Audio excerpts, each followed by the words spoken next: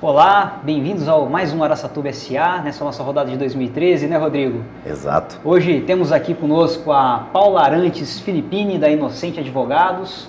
Vamos conversar um pouco mais aí sobre essa nova forma de empreender, né, como profissional liberal, e também falar um pouquinho sobre essa área tributária que é a tua especialidade, certo, Paula? Que tem muito a ver com os nossos negócios, Que né, tem como muito a ver com os nossos empreendedores. negócios, exatamente. Descobertas que a gente pode trazer para essa mesa aqui, né, Rodrigo? Exatamente. E a gente quebrar essa ideia errada de que o profissional liberal não é um empreendedor. Sim.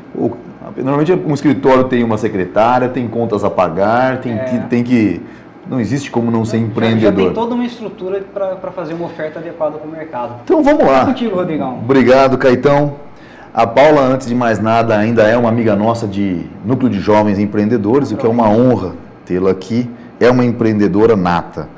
Paula, conta um pouco da sua história pra gente, de como se tornou uma advogada e como abriu uma unidade, né? Eu acredito, não sei se é uma unidade ou não, da Inocente Advogados aqui em Araçatuba. Oi, Caíto. Oi, Rodrigo.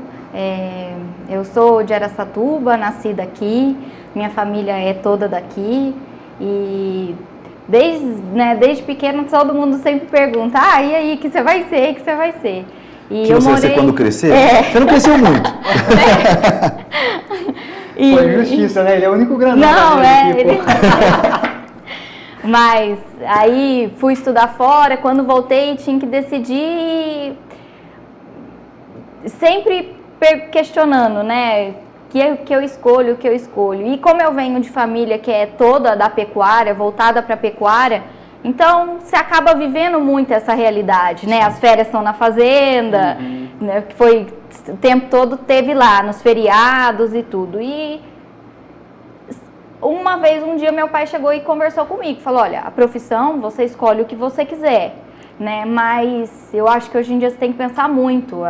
Esse ramo da pecuária já foi muito forte, você vem de um histórico de vô, de bisavô, mas chega um momento que a gente também precisa mudar. A pecuária é muito boa, mas eu acho que hoje você tem que ter a pecuária como um hobby. Ele tem 3 filhas mulheres, né, e falou, olha, vocês saem, vão viver a vida de vocês, escolham uma profissão e dessa profissão vocês investem na pecuária. A pecuária tem que ser a segunda opção de vocês. Então, cada uma de nós acabou escolhendo uma profissão e eu escolhi direito. Eu fiz Mackenzie. Mas a sua mãe era empresária? A minha mãe é empresária. Minha mãe, ela sempre teve escola. Desde pequena, eu fui criada naquele ambiente de ter, dentre poucas amigas que tinham uma mãe trabalhando, né? Minha mãe sempre estava trabalhando. Muitas vezes eu brinco que quando as mães chegavam no horário eu era das últimas a ir embora e ficava sempre desesperada. Então esse fato de todas nós também ter escolhido uma profissão e estar atuando, vem também muitas vezes de modelo. De um exemplo, né, que você teve em casa. Sim. Mas aí você foi estudar em São Paulo. Isso. Aí eu fui fazer faculdade em São Paulo, passei no Mackenzie e... Se formou e voltou para Araçatuba. Isso. Ou não, atuou lá em São Paulo? Não, eu advoguei em São Paulo. Logo que eu entrei na faculdade, eu ainda vinha para cá de férias, né? E nessas oportunidades, eu tive a chance de trabalhar com o Dr. Cacildo, eu fui fazer um estágio, passei alguns dias no escritório dele. E eu pude conhecer um pouco como que é a realidade da advocacia em Araçatuba. Legal. Né? E voltando, depois passei a trabalhar, não tinha mais férias, fiquei lá. E chegou um ponto que eu tinha que decidir, ou eu voltava para Araçatuba, ou eu precisava mudar para uma outra cidade, porque dentro da minha esfera pessoal, São Paulo já não comportava mais. Eu ia me casar e precisava escolher onde que eu iria atuar. Então eu tive a experiência de atuar 2 anos em São Paulo, pude ver a realidade de São Paulo. Aprendeu? Aprendi muito, pude absorver. Tem muita diferença entre São Paulo e Araçatuba?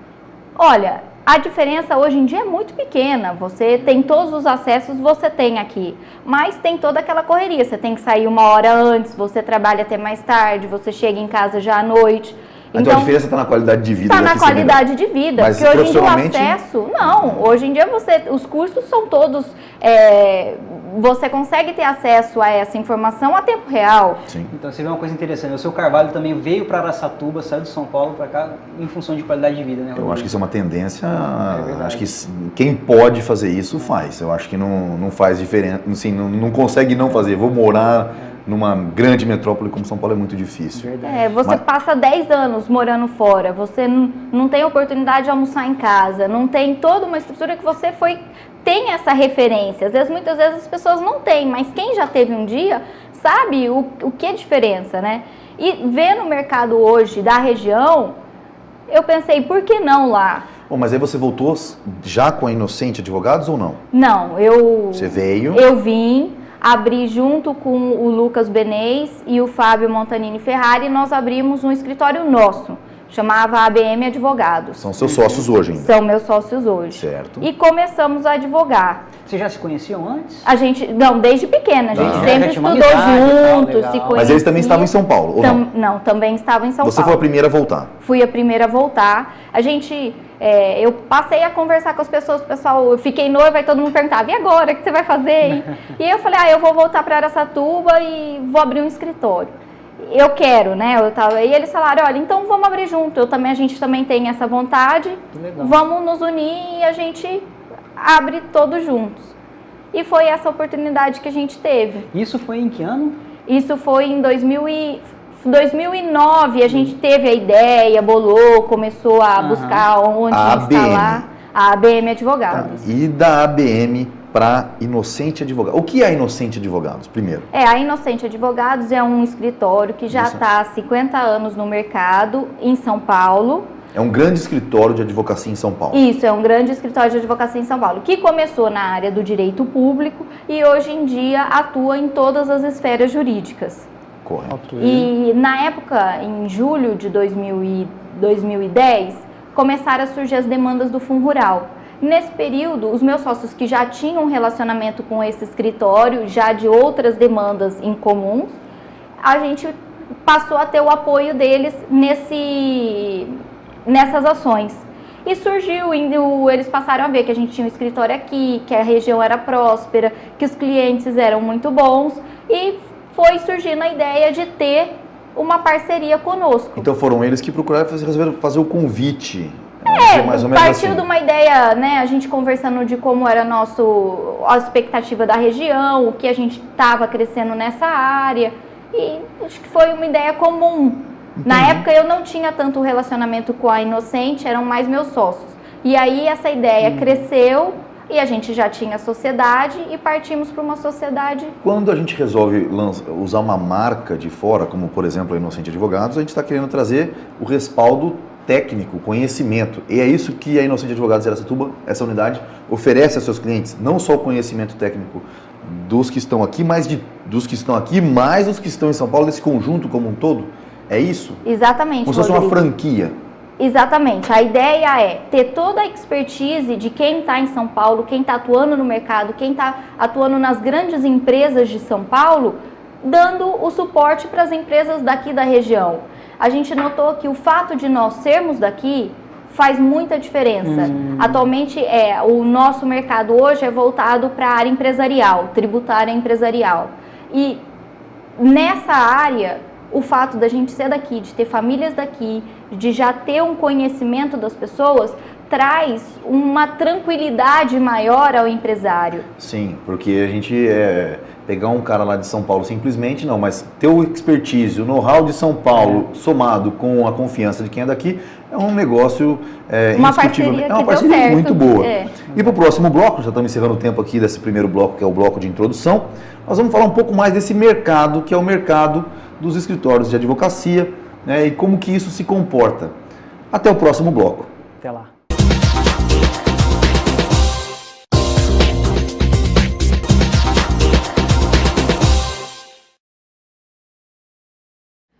Bem-vindos novamente ao Araçatuba S.A., aqui ao lado do Rodrigo e também da Paula Arantes, da Inocente Advogados. Paula, vamos falar agora de mercado, né, esse mercado de advocacia. Conversávamos naquele intervalo, né, Rodrigo, sobre essa tendência que está sendo observada, não só no ramo de advocacia, mas também nele, de profissionais liberais se associarem a marcas já renomadas no mercado, como vocês fizeram com a Inocente Advogados. Queria que você contasse o que foi a invertida, ou seja, a importância para vocês de sair da DBM, é isso? ABM para Inocente. Se isso foi importante para vocês e se está valendo a pena. Não, Caíto, com certeza isso foi excelente para nós, porque ao mesmo tempo que a gente estava comentando no outro bloco, que a gente tem toda a expertise de São Paulo, que tem todo o conhecimento que está lá, os empresários da região ainda têm muito receio de pegar de fora alguém que ele não conhece, que ele não sabe se um dia vai voltar, se a pessoa pode sumir, né? Eu digo assim, na hora de vocês se apresentarem, não, eu tenho uma parceria aqui com a Inocente, isso está fazendo diferença para vocês? Faz, com certeza faz muita diferença. Posso fazer uma visão que eu tenho da coisa? Manda lá. E talvez muitas vezes o telespectador também tenha essa mesma visão. A gente vê acontecendo muito dessas marcas de franquia, muito acontecendo no caso de dentista. Dentista também. Então tem vários segmentos que se tornam uma associaçãozinha e vira uma empresa que segue uma marca. E eu, como consumidor, eu vejo essas marcas como algo que barateia o custo. Então, da minha cabeça, e nem sei se eu estou certo ou se eu estou errado, mas eu imagino que se eu procurar uma empresa dessa, eu vou pagar mais barato do que se eu for num dentista conhecido. Isso é a minha visão. Por outro lado, quando eu vejo a Paula chegando com o cartão da Inocente Advogados, que é a história de São Paulo, eu tenho a visão oposta. Eu fico com um pouco de receio. Falar, poxa, se fosse a Paula era barato. Agora ela vem lá de São Paulo, esses advogados, meu Deus do céu, isso vai custar caro. Isso é fato ou isso não é fato? Hoje, o advogado que está associado com, por exemplo, a Inocente, vai ter um repasse de dinheiro, óbvio, para lá e tal. Mas é muito mais caro, não é tão mais caro, ou por conta da eficiência acaba saindo até mais barato? Como é que funciona isso? Rodrigo, eu acredito que a eficiência nesse caso é onde faz a diferença, porque a gente vai apresentar um trabalho que em alguns pontos tem um custo mais alto, mas ao mesmo tempo, se ele pega uma pessoa que está aqui, que é só um amigo, que ele não está levando em conta o conhecimento e o grau de competência técnico, em cima do que ele vai se propor a fazer, muitas vezes ele pode ter um prejuízo muito maior futuramente, ou às vezes a médio e longo prazo. A curto prazo você pagou para ele o que você está pensando nos seus honorários, mas e o que aquilo vai representar para a sua empresa? Então é essa mudança de paradigma que a gente tem trazido para a região, que muitas vezes você não pode olhar num primeiro momento, você tem que entender tudo o que aquilo vai refletir dentro da sua empresa. Uma relação custo-valor agregado, né? Exatamente. Então, por vezes, tem um valor maior, mas esse valor é adaptado ao mercado da região. A gente também não é porque está vindo com uma empresa de fora que você vai usar o mercado, o valor que ela usa lá. A gente tem que adaptar esse valor ao mercado. No seu falar agora há pouco, você se dirigiu a empresas como clientes, né? Qual é o seu foco de mercado? Qual é o foco de mercado da Inocente Advogados? O foco de mercado da Inocente Advogado são as empresas mesmo, é a área empresarial, especialmente na área tributária, que é onde a gente tem feito o maior número dos nossos clientes. Bom, e antes de perguntar então, o que seria esse direito tributário, né, e quais são as coisas que estão envolvidas aí, quem seriam seus principais concorrentes hoje? Vamos dizer, em Araçatuba, que vem de fora e concorre com vocês? Ou não tem hoje alguém que concorre com a Inocente Advogados? Olha, Rodrigo, concorrentes a gente tem, também temos pessoas de Araçatuba que estão há 50 anos com escritório de advocacia na área tributária. Então, a concorrência, no mesmo padrão do nosso, nós já temos em Araçatuba também. Mas eu acho que ainda a grande concorrência nossa são aqueles advogados que estão há muito mais tempo na cidade, apesar de não ter todo esse aparato que a gente tem, eles têm a confiança de estar aqui, de já terem os clientes. Há uma concorrência, mas é sadia. Muito sadia. Certo. E não chega a ser um contraponto, mas é um ponto, que Araçatuba também é muito conhecida por formar muitos profissionais na área do direito, todos os anos, né? Então acho que praticamente todas as escolas de ensino superior aqui têm o curso de direito e de fato, Araçatuba tem lá sua referência aqui regional nessa área. Isso é bom ou ruim pro Forma mercado? muito advogado formado, isso atrapalha seu negócio? Não atrapalha de modo algum. Eu acho que a concorrência tem que vir para agregar e para todos crescerem. Agora, formar muito é uma coisa, a OAB faz uma peneira. Com certeza ela faz uma boa peneira. Certo. E isso é muito importante, porque igual a gente tem médicos hoje totalmente incapacitados para estar exercendo uma profissão, a OAB serve para fazer essa peneira e não deixar... Assim como devia ter uma ordem de médicos do Brasil, uma ordem de engenheiros do Brasil, porque a OAB realmente deixa trabalhar papel, quem faz, quem entende, né? Não é Isso é- simplesmente ser bacharel no Só assunto. se formar e já achar que está graduado. Bom, mas vamos falar do seu mercado, que você disse que trabalha com essa parte tributária da coisa. E uma das ações que nós conversamos no NJE uma vez foi tratar do assunto, os direitos que as empresas têm de não pagar uns impostos que, em tese, são devidos e que, se a gente colocar esse dinheiro que pode ser recuperado, é um montante extremamente significativo para o município, o tanto que a gente traz de dinheiro de volta para Araçatuba. Porque é interessante falar sobre isso, né? Sobre as questões tributárias que a gente já pagou e que foram para o país, mas que podem voltar e ser gastas aqui dentro de casa. Me explica uma coisa. Vamos dizer assim, nesse caminho aí que nós estamos discutindo do litígio tributário. Mas antes do litígio, por exemplo, aqui nós estávamos conversando, eu como empresário, você como prestadora de serviço nesse segmento. Eu disse, não, eu quero pagar, eu continuo pagando. Mas você tem direito de não pagar isso. Não, eu pago, então vamos brigar na justiça para ver se eu tenho o direito de recuperar esse dinheiro. E tem a questão administrativa. Como é que funciona? Qual a diferença desses dois segmentos de mercado? Rodrigo, essa questão é uma questão que, como eu estava falando, é uma questão de mudança de paradigma dos empresários daqui. Porque eles têm muito medo. Eu sou temeroso nesse sentido. Eles têm muito medo. E o que é a nossa mudança, o que a gente tem proposto para eles é falar, olha, você tem direito. Você tem direito e esse direito está aqui, está respaldado. Eu tenho lei, eu tenho decisão dos órgãos, dos entes administrativos que te garantem esse direito. Então, muitas vezes, eles veem e ainda ficam receosos. E é aí que está a nossa diferença.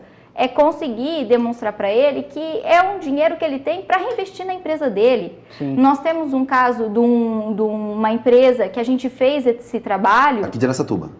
De São José do Rio Preto. Tá. De São José do Rio Preto, que nessa empresa, só com esses valores que a gente conseguiu recuperar e a empresa botou dentro do caixa e conseguiu trabalhar, ela viabilizou abrir uma filial. Entendi.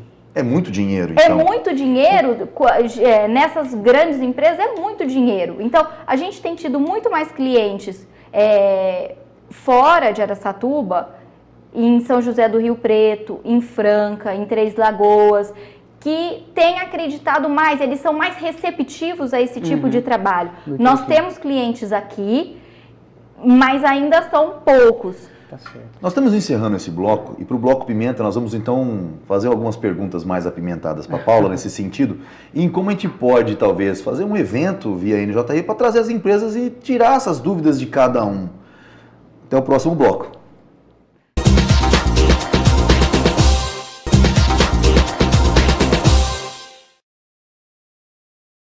Olá, bem-vindos de volta ao Araçatuba SA 2013. Com a Paula Arantes Filippini, você não falou o nome do marido dela, vai ficar bravo, viu? Da Inocente Advogados. Ainda mais no Bloco Pimenta, Rodrigo. Não, agora no Bloco Pimenta eu já gosto de jogar pimenta. Paula, como a gente falou, terminou o bloco passado, nós temos que dar uma pimentada nessa conversa. A questão que fica é a seguinte: algumas empresas precisam de certidões, estarem sempre sem brigas, ou com brigas, mas tudo pago. Como é o caso das incorporadoras, como a minha empresa, né? Primeiro, quais são as diferenças entre os dois tipos de processo que a gente tem para recuperar esse dinheiro que a gente paga mais de imposto? Quais são os dois tipos? Tem o âmbito administrativo e o âmbito judicial. A gente faz o trabalho na empresa, eu acho que o importante é o escritório conhecer a sua empresa. Certo. Ele vai na sua empresa, ele conhece o dia a dia de como funciona a sua empresa, então ele estuda, ele conversa com os gestores, ele vai conhecer como Entende a dinâmica do negócio. Isso, exatamente. Para que quando a gente fizer o trabalho, a gente possa ter toda a estrutura da empresa ali para te apresentar. Então, o que a gente faz? A gente faz um estudo tanto da parte tributária quanto da parte previdenciária para poder apresentar para o cliente. Só para a gente deixar aqui apimentada a coisa e para os telespectadores, empresários, empreendedores entender o que nós estamos dizendo com relação a números, nós estamos dizendo o seguinte: uma folha de pagamento de 100 mil reais, a gente gasta aí de previdência 33 mil reais, né? Mais ou menos um terço dessa brincadeira. Então cada um começa a fazer suas contas baseado nisso. O que nós estamos dizendo é o seguinte, que existem encargos que a gente paga, por exemplo, sobre férias, 13º, não é isso? Exatamente. Que não deveriam ser pagos. Ou seja, você já está fazendo a continha aí, empresário, você está falando, pô, eu tenho 30 mil a mais para gastar esse mês. Calma, né?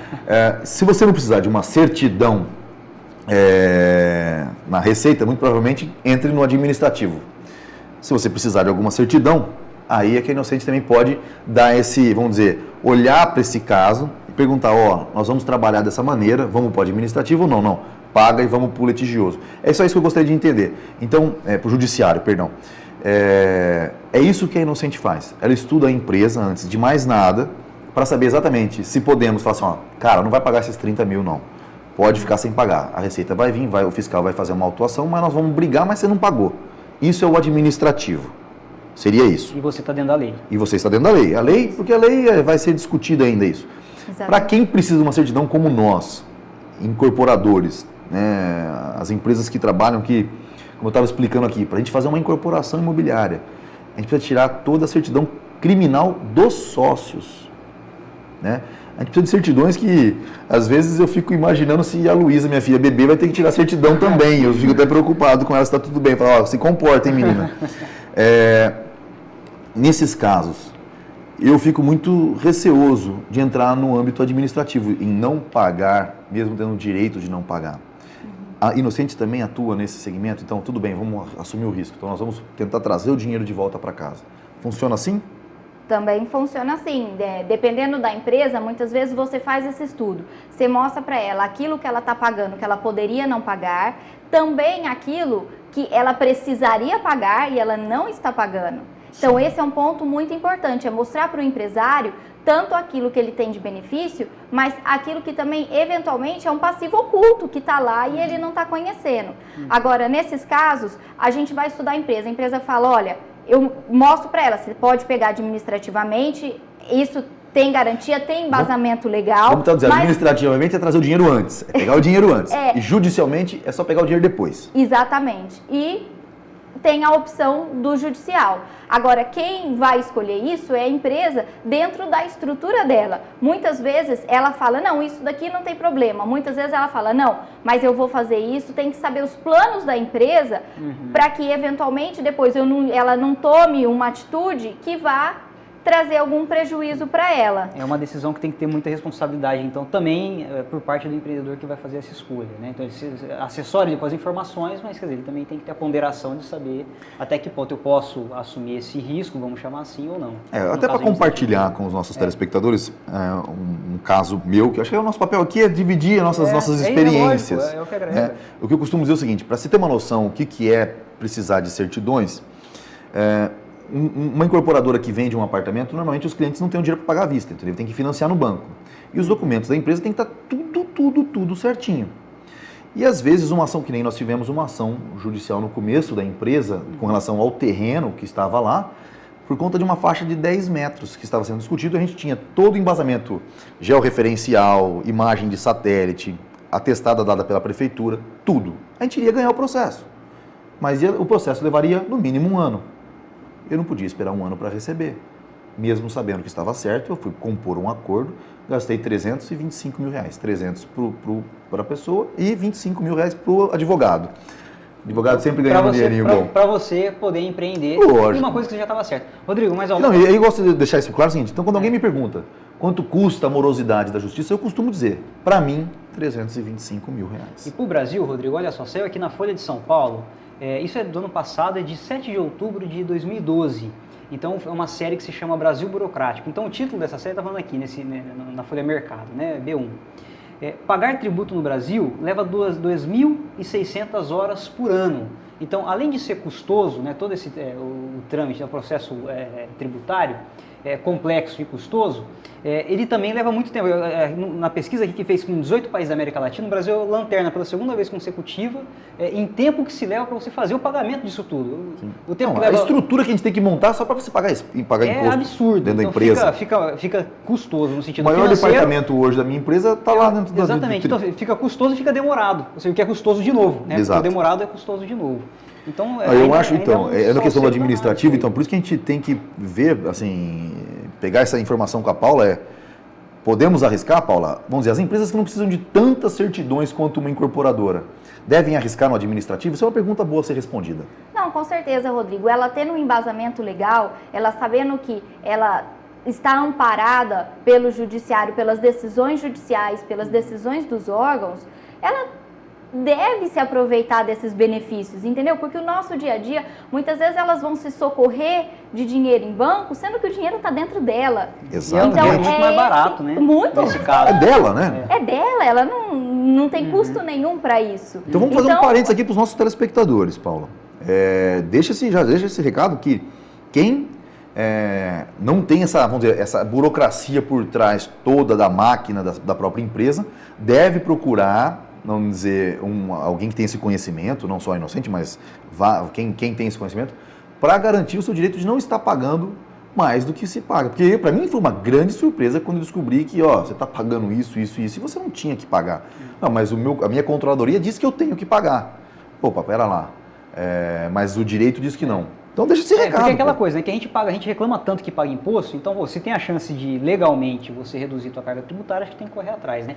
Agora sim, Paula, é um temário que tem muito pano para manga, né? Isso aí, ainda tem muita discussão, tem muita falta de informação, e não só falta, mas talvez desencontro de informação também. Eu acho que aqui na região nós temos o problema que muitas vezes os empresários tiveram no passado experiências ruins. Isso é importante falar. E isso é fica na memória, você às vezes vai apresentar algo desse tipo, não, já tive uma experiência, mas hoje em dia as coisas mudaram, hoje em dia ele tem o acesso à informação, se eu der alguma informação para ele que não seja verídica, na internet ele consegue saber se de fato eu estou falando ou não estou falando a verdade. Para a gente encerrar esse bloco, nós precisamos encerrar esse bloco agora, é importante deixar claro, o que essas experiências ruins? Vinham pessoas de fora, diziam, você pode deixar de pagar. Aí o cara entrava numa fria lascada, vinha a Receita, autuava, e as multas são pesadas da Receita Federal, e esse passivo todo ficava por conta do cara. E hoje não é mais assim, pelo que nós temos vivido, não só na conversa com a Paula, mas com outros advogados que a gente tem conversado há bastante tempo. O próximo bloco Tendências... E só para a gente passar no próximo bloco, ainda tem uma pimentinha de lá, bolsa aqui no meu dente, cara, que eu queria começar o Tendências jogando ela, que é a questão também, bom, tem essa questão de informação do empresariado que já sofreu, mas tem também a questão da relação com o fiscal. Certo? E todo esse trâmite. Então a gente começa as tendências falando sobre isso. Falaremos no Tendência sobre a fiscalização e as multas. Que é uma outra parte importante dessa história, né? Até o próximo bloco. Até lá.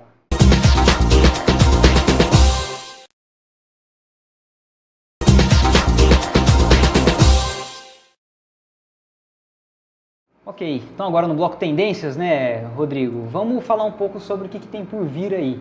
Só como eu disse no bloco anterior, ainda tem um gostinho aqui de uma pimentinha... Conta a experiência Copel nesse problema. Por exemplo, no caso da Copel, que durante muito tempo vinha vendendo produtos pré-moldados para o Mato Grosso do Sul. Isso não foi só com Copel, né? Tem outros amigos que também já passaram por situações como essa.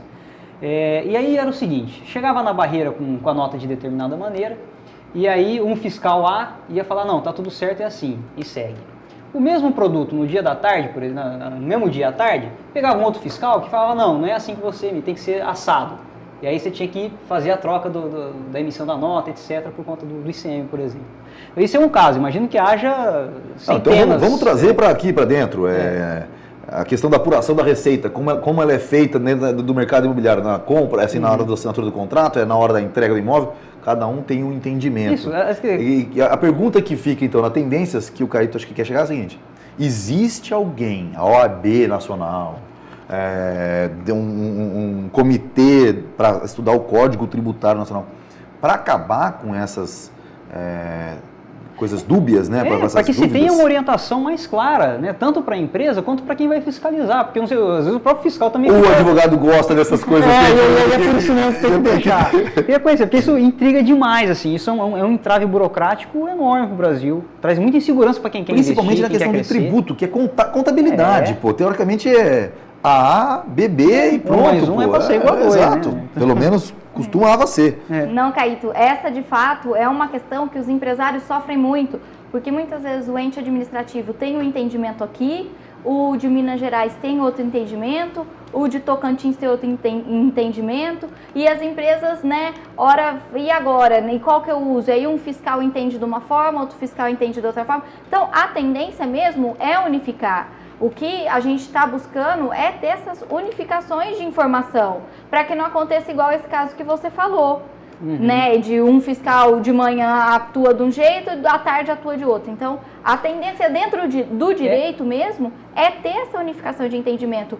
Tanto o STJ, o STF tem emitido pareceres de súmulas para guiar esses entes nessas orientações. Eu vou dar a minha dica para resolver esse problema.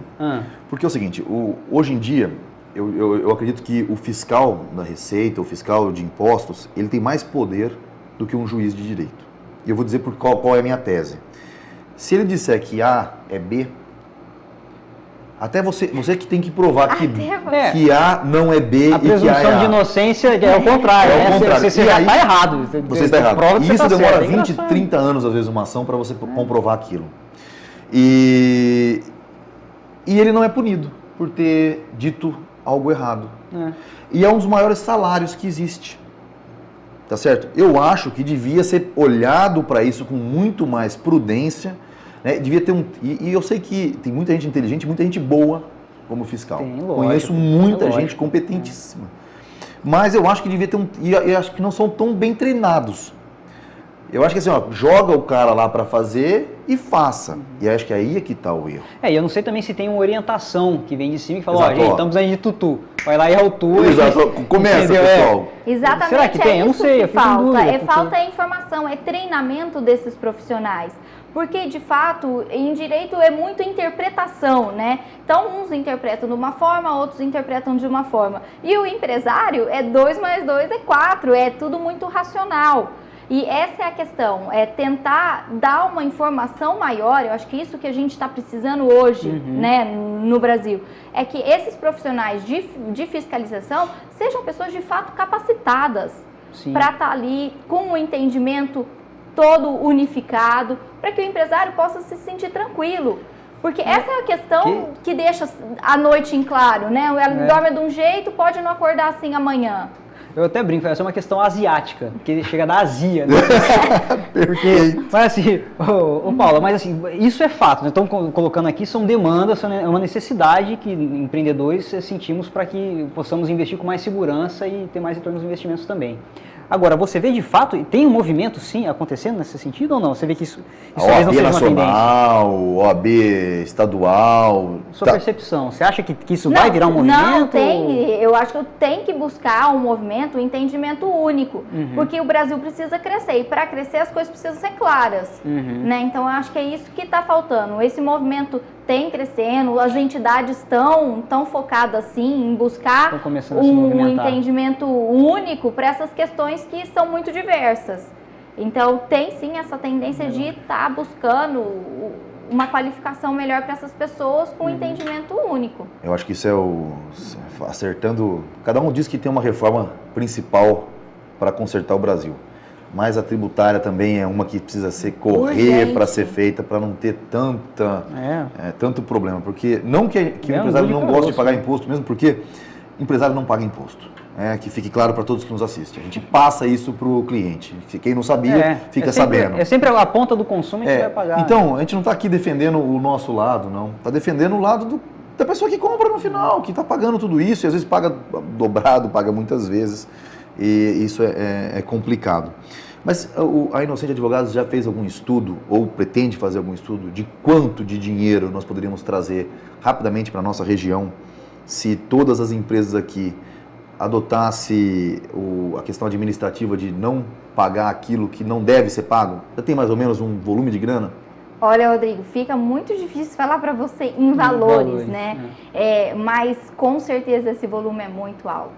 É muito alto porque nós temos grandes empresas aqui e essas empresas com certeza recolhem um volume muito alto de tributos. Então é algo que para uma empresa de grande porte, às vezes segura faturamento, sabe? Ela segura pagamento de tributação de meio ano. Entendi. Olha, eu acho que eu vou dar um chute aqui num número desse valor que nós estamos falando, que é uma coisa que devia ser uma mobilização, até talvez do ente público municipal, para ajudar as empresas, motivar as empresas a fazer isto. Sim. Porque esse dinheiro vai ficar aqui e não vai para o governo federal, para depois um dia vai ser reinvestido aqui, porque a pessoa gasta aqui, né? O empresário vai reinvestir aqui para crescer. Eu acredito que esse número passe da ordem dos 100 milhões de reais. É o que eu estimo, que eu fiz umas contas, comecei a levantar. Isso e conta de engenheiro tem que confiar, né? Tem bom respaldo dessa conta. Isso é um quarto do nosso PIB anual, se não me engano, da arrecadação anual do município. Né? Das receitas anuais do município. Nós estamos falando de muito dinheiro na mesa. E eu acho que seria muito interessante ter uma divulgação ampla desse programa, né, para os empresários, as pessoas assistirem, comentar e alguém comentar com o outro, para procurar a Inocente ou outros advogados que entendam desse assunto, porque nós estamos falando de muito dinheiro em cima dessa mesa. Sim, muitas vezes eles entendem, olha, nós já temos um processo de... Nós temos um contador externo, nós temos auditoria externa, nós temos isso, mas muitas vezes o contador, o dia a dia do contador ou da contabilidade externa que seja, já é tão sobrecarregado que todas essas mudanças que às vezes vêm por um período, ocorre num determinado segmento, ele às vezes passa desapercebido, mas não porque ele é incompetente ou por nada, mas por conta do dia a dia de fato dele. Então são esses pequenos temperos que a gente fala que faz a diferença. Muitas vezes acaba passando e com um estudo desse você consegue reaproveitar um dinheiro que foi pago indevidamente. Bom, o que foi pago ainda vai estar por vir, mas eu estou dizendo assim, você nem precisa os pagar. Quem não precisa de todas aquelas certidões, que pode arriscar assim, a ter um processo e depois para ganhar os administrativos, é muito dinheiro na mesa rápido que o município teria a partir do mês que vem para gastar aqui dentro. Nós vamos encerrando esse bloco Tendências, vamos para o último bloco de encerramento, conhecer um pouco da mulher, da Paula, à frente do negócio, que é um negócio que mexe com muito dinheiro, a gente já viu aqui, né? Que provavelmente um percentual fica para os advogados, já aprendi isso. É muito dinheiro na mesa. Vai ficar rica aí, hein, Paula? E a gente vai para esse último bloco.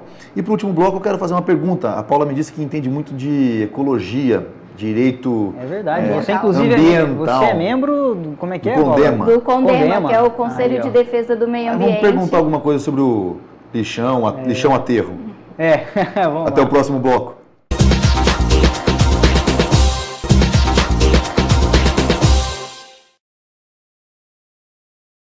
Olá, de volta ao Araçatuba SA para o nosso último bloco de encerramento, com a Paula Arantes Filippini, da Inocente Advogados. Foi um prazer enorme já, tem muita coisa para se falar. Mas eu terminei o último bloco Tendências, chamando esse bloco encerramento, falando de uma especialidade, que é o direito ambiental da Paula. E quero fazer uma pergunta, antes de começar esse bloco, Paula, o seguinte: nós estamos vivendo um assunto, aterro sanitário aqui em Araçatuba, que está gerando muita polêmica.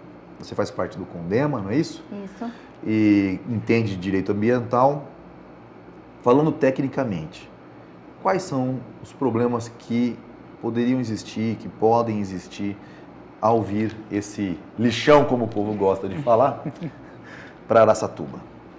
Rodrigo, a questão né, o popular está chamando de lixão, que seria um aterro sanitário, a questão que a gente tem analisado e tem debatido muito é o fato de que essa empresa, ela, pelo projeto, pelo estudo de impacto ambiental que ela apresentou, não vai ter a reciclagem.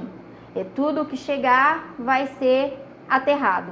E essa questão, para nós aqui da região, nós temos uma preocupação muito grande, porque nós não temos, antes de entrar para a empresa, não existe um trabalho grande de reciclagem de lixo na cidade de Araçatuba e nas cidades regiões de onde vão vir os resíduos para essa empresa.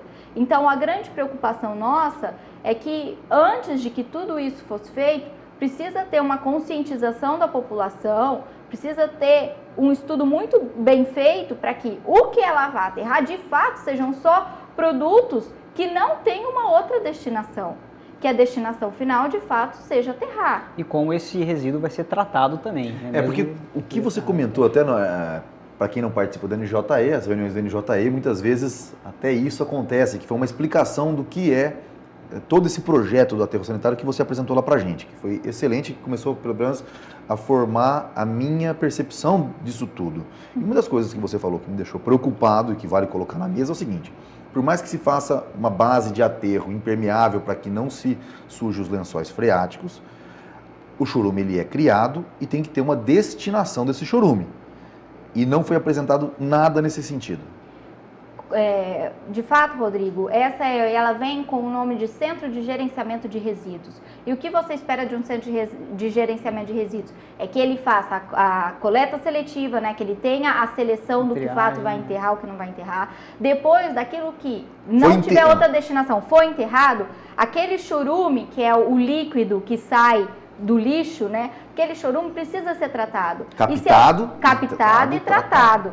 Se é um centro de gerenciamento, isso tem que ser feito ali dentro. E no projeto apresentado, isso não é feito não ali contempla dentro. ainda isso daí, então... Eles não têm isso, não está no projeto. Então isso vai ser enviado para um outro lugar. Que lugar é esse? Também não nos foi apresentado. Aí nós não vamos dizer porque não sabe para onde vai levar. Nós não sabemos. Gerenciamento e norma, e muitas vezes, eu vou agora falar uma coisa assim, tipo... No caso da ISO 9000, que garantia não só qualidade, que garantia padronização. E gerenciamento, você pode gerenciar. Gerenciar, a coisa pega o chorume, joga no rio. Está bem gerenciado. Só que não é o certo, é o errado. Essa palavra gerenciamento, que parece ser tão bonita, não garante qualidade. Né? Acho que isso é uma coisa muito importante de deixar claro. Que o que faz a coisa acontecer direito é a coisa bem especificada de como vai ser feita e apresentada à sociedade. Isso, que é isso e também com, com as garantias, né? Exatamente. De que isso vai ser mais elaborado, um projeto mais elaborado e com garantias mais... Para onde vai o chorume? Firmes, Responde né? isso. O chorume vai ser captado assim, mostra lá, vai ser levado para tal lugar. Pronto. E a questão que me deixou mais assustado do que tudo isso é que vão ser aterrados 2 nascentes de rio. Porque a lei, uma brecha na lei, diz que para esse tipo de coisa pode ser feito. Cadê os ecologistas como eu dessa cidade que não foram se acorrentar lá na frente proibindo isso? Porque isso nos Estados Unidos já teria acontecido, com certeza. Não, Rodrigo, essa questão de fato é uma preocupação muito grande.